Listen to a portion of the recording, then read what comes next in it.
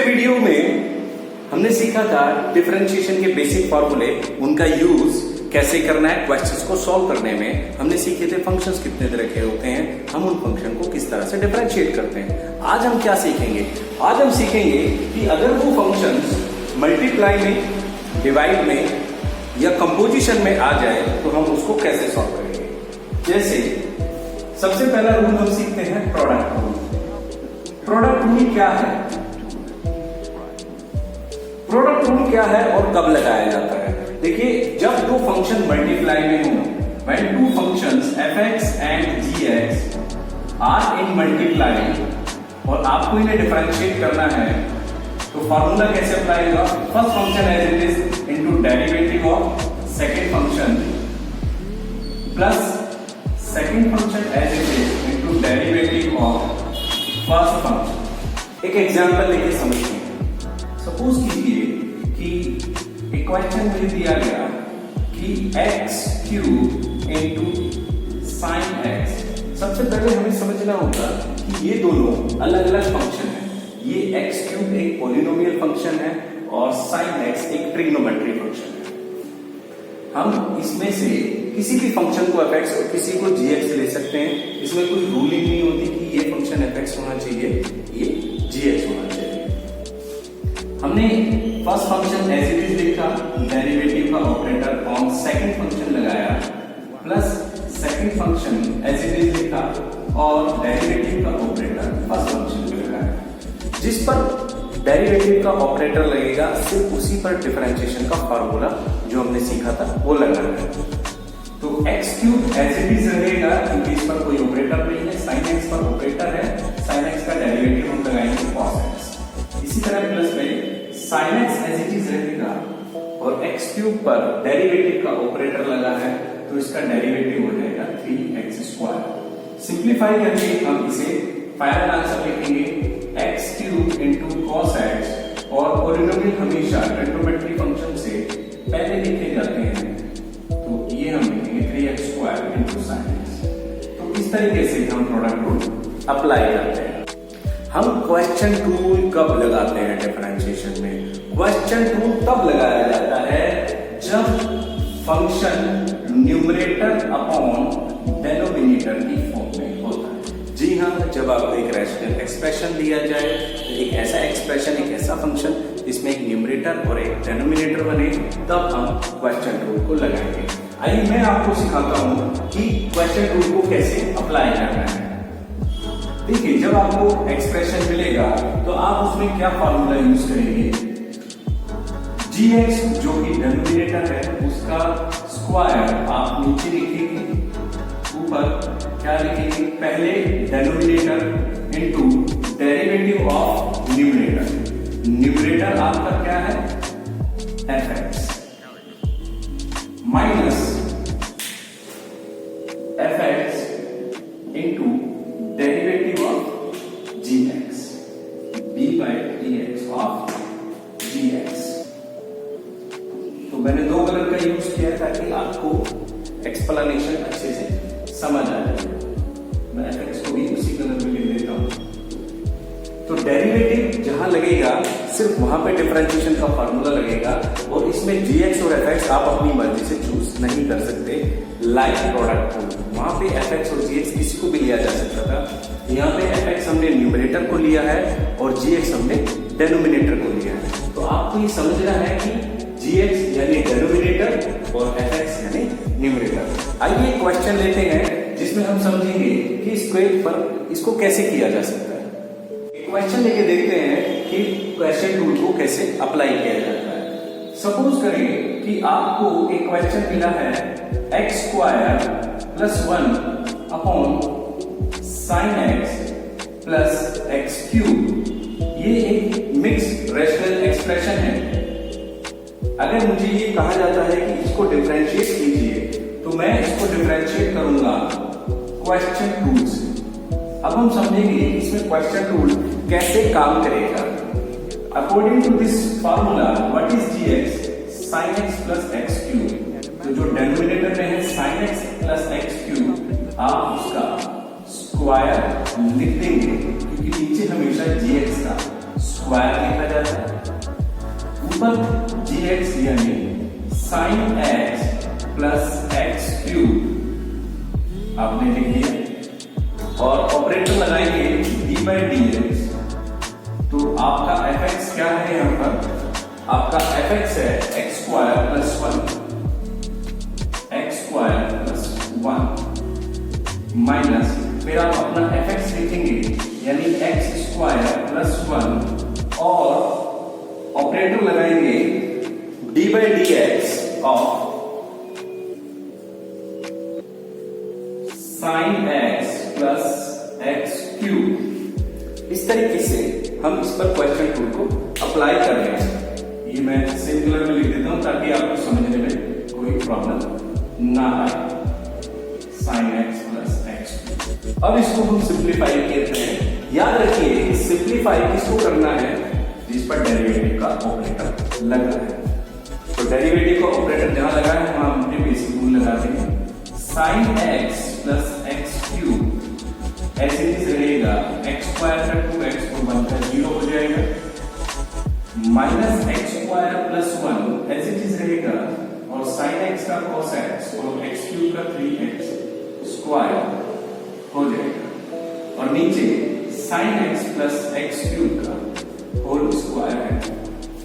इसको further simplification के लिए लेके जाएंगे तो सिंप्लीफाई करते वक्त 2x आगे आ जाएगा, तो 2x into sin x plus x cube minus x square plus 1 into cos x plus 3x square upon sin x plus x cube का स्क्वायर। अगर हमें सिंप्लीफाई करने से लगता है कि ये कैंसिल आउट हो जाएगा या और सिंप्लीफाइड फॉर्म में आएगा तो हम इसे और सिंप्लीफाई कर देते हैं, वरना हम इसको यहीं छोड़ सकते हैं। चेन रूल हम कब लगाते हैं? चेन रूल लगाया जाता है जब दो फंक्शन कंपोजिशन में होते हैं। देखिए दो फंक्शन या तो प्रोडक्ट में होते हैं या रेशो में होते हैं। तीसरी चीज जो हम यहाँ सीखते हैं वो कंपोजिशन ऑफ फंक्शंस, जो चैप्टर 1 में थी, लेकिन मैं आपको यहाँ समझाता हूँ कि कंपोजिशन ऑफ फंक्शंस क्या होती है। मान लीजिए fx एक फंक्शन है sin x और gx एक फंक्शन है x की पावर 4। अब मैं इनको कंपोजिट करता हूं, यानी या तो fx के अंदर gx कंपोजिट हो जाए तो उसको कैसे लिखा जाता है? फॉग का मतलब होता है f के अंदर gx लिखना, f के अंदर gx लिखना। कैसे लिखते हैं? आपका f क्या है? f है साइन के अंदर जहां x है वहां पर आप क्या लिखेंगे? gx function. और gx फंक्शन आपका क्या है? चलिए मैं सेम कलर यूज करता हूं जिससे कोई कंफ्यूजन आपको ना रहे। f आपका sin x है, मैंने साइन लिख दिया, और gx आपका x की पावर 4 है तो हमने gx लिखा x की पावर 4 और कंपोजिट होकर ये फंक्शन हमारा क्या बन गया? sin x 4। तो ये हो गया composition of two function f के अंदर gx को कंपोजिट होना। इसी तरह मैं लिख सकता हूं गॉफ। गॉफ का मतलब होता है g के अंदर f का कंपोजिशन होना। इसी तरह जैसे हमने f के अंदर g का कंपोजिशन किया था, इसी तरह हम g के अंदर f का कंपोजिशन करेंगे। कैसे? हम देखेंगे कि हमारा g फंक्शन क्या है। g फंक्शन है x की पावर 4, क्योंकि जहां x है वहां पे हमें फंक्शन पुट करना है, तो ये जो x है इसकी जगह हम fx यानी sin x लिख देंगे और इस x की जो पावर थी वो पावर हम ऊपर यूज कर लेंगे। इस तरीके से x के अंदर sin x हमने पुट किया और हमारा फंक्शन क्या बन गया? sin की पावर 4x। तो इस तरह के फंक्शन कंपोजिट फंक्शन कहलाते हैं। अब मैं आपको बताऊंगा कि अगर इस तरह के कंपोजिट फंक्शन को डिफरेंशिएट करना है तो चेन रूल उसमें किस तरह से अप्लाई किया जाता है। तो चलिए डिफरेंशिएशन करते हैं बाय चेन रूल। अगर मुझे फंक्शन यानी sin x की पावर 4 का डिफरेंशिएट करना है तो हमें देखना होगा कि पहले कौन सा फंक्शन है, साइन या एक्स की पावर 4। तो पहले फंक्शन कौन सा है, एफ यानी साइन एक्स। तो साइन एक्स का जब हम डेरिवेटिव करेंगे तो उस केस में हम एक्स की पावर 4 को एज इट इज रखेंगे विदाउट एनी चेंज। और साइन का डेरिवेटिव जो कि हम जानते हैं कि कॉस होता है, तो ये लिखा जाएगा कॉस एक्स की पावर 4। जी हाँ, ये एज इट इज रहेगा। और मल्टीप्लाई में आप डिफरेंशिएट करेंगे एक्स की पावर 4 जो कि हमारा जी फंक्शन है। इस तरीके से एक कंपोजिट फंक्शन को डिफरेंशिएट किया जाता है। जो फंक्शन बाहर है उसको पहले पहचान कर उसका डिफरेंशिएशन, और जो फंक्शन अंदर है उसको मल्टीप्लाई डिफरेंशिएट करना। फाइनली हमारे पास क्या आंसर आता है, cos x की पावर 4 एज इट इज रहेगा और इसका डेरिवेटिव 4x क्यूब आ जाएगा। इसको बाद में हम सिंप्लीफाई करके लिख देंगे क्योंकि पॉलिनोमियल फंक्शन है, पहले आ जाएगा 4x क्यूब cos x की पावर 4। तो ये x की पावर 4 cos का एंगल है और ये एक सेपरेट फंक्शन हो गया। याद रखिए इसमें अगर हमें दो फंक्शन या दो से ज्यादा फंक्शन कंपोजिशन में मिलते हैं तो हमारे पास फार्मूला क्या होता है, पावर फंक्शन और फंक्शन के अंदर जो भी एंगल दिया गया है, फंक्शन के अंदर एंगल। तो पावर फंक्शन एंगल, यानी कि अगर कंपोजिशन इस फॉर्म में है कि पावर है, फंक्शन है और एंगल है, पहले पावर का डिफरेंशिएशन होगा, फिर फंक्शन का डिफरेंशिएशन होगा, फिर एंगल का डिफरेंशिएशन होगा।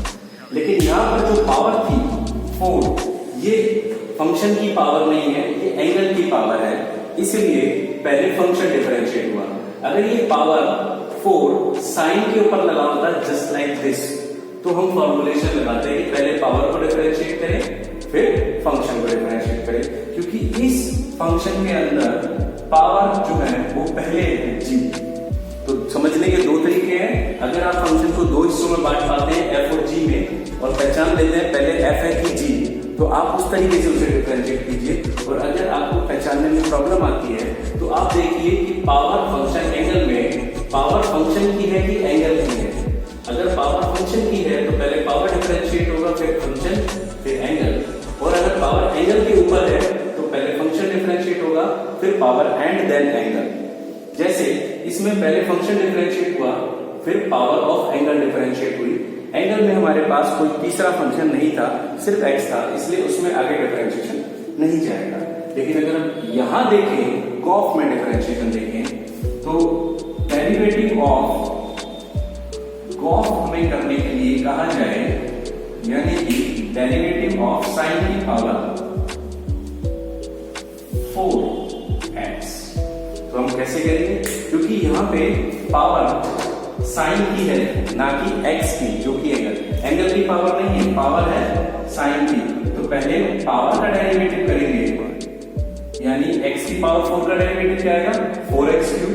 तो उसी तरह पहले पावर डिफरेंशिएट होगी और ये आएगा साइन क्यूब। इसमें साइन एज इट इज रहेगा, फंक्शन एज इट इज रहेगा क्योंकि पावर का डेरिवेटिव चल रहा है, और फिर मल्टीप्लाई में आप इसका डेरिवेटिव करेंगे साइन एक्स का। यानी समझना ये है कि जब पावर का डिफरेंशिएशन हो रहा होगा तो फंक्शन एज इट इज रहेगा, और जब फंक्शन का डिफरेंशिएशन हो रहा होगा तो एंगल एज इट इज रहेगा। जब यहाँ फंक्शन का डिफरेंशिएशन हुआ तो एंगल एज इट इज रहा, और जब यहाँ पावर का डिफरेंशिएशन हुआ तो फंक्शन एज इट इज रहा। अगर आप इस बात को समझ पाए तो आपको चेन रूल अप्लाई करना आ जाएगा। कुछ बच्चों को ये बहुत जल्दी समझ आ जाता है, कुछ बच्चों को ये कुछ क्वेश्चंस प्रैक्टिस करते हुए आता है। मैं आगे की वीडियोस में भी चेन रूल के क्वेश्चंस आपको लेके समझाता रहूंगा। मैथमेटिक्स के अंदर एक चीज, एक फॉर्मूला यूनिवर्सली वर्क करता है। वो क्या है कि तब तक प्रैक्टिस करते रहिए जब तक आपको वो चीज समझ ना आ जाए। अगर चेन रूल आपको इन दो क्वेश्चन से अभी भी समझ नहीं आया तो मेरे आगे की वीडियोस में मेरे साथ प्रैक्टिस करते रहिएगा क्वेश्चंस की, और आपको मैं ये वादा करता हूं कि आपको चेन रूल समझ आ जाए। तो इसका आंसर हो गया हमारा 4 sin cube x cos x, और अगर यहां से देखें तो आंसर बनता है 4x क्यूब cos x की पावर 4।